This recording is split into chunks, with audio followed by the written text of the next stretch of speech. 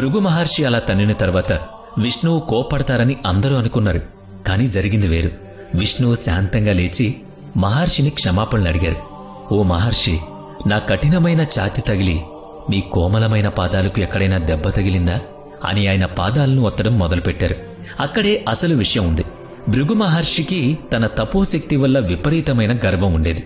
ఆ అహంకారానికి చిహ్నంగా ఆయన పాదం అడుగున ఒక రహస్య నేత్రం ఉండేది. శ్రీ మహావిష్ణువు పాదాలు ఒత్తుతున్న వంకతో తెలివిగా బొటనవేలితో ఆ కన్నును గట్టిగా నలిపేశారు. ఆ పాదంలో ఉన్న నేత్రం పగిలిపోవడంతోనే భృగు మహర్షికి ఉన్న అహంకారం కూడా పటాపంచలైంది.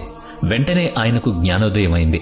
త్రిమూర్తుల్లో సాత్విక గుణం ఉన్న విష్ణువే గొప్పవాడని గ్రహించి భృగు మహర్షి యజ్ఞఫలాలు విష్ణువుకే చెందుతాయని ప్రకటించాడు.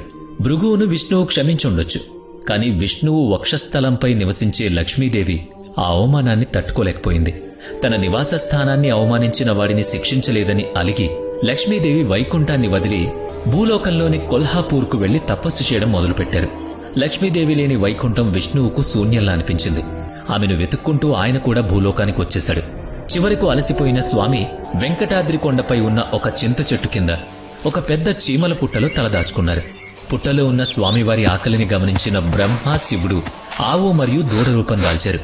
లక్ష్మీదేవి ఆ గోవును అప్పటి చోళరాజుకు విక్రయించింది.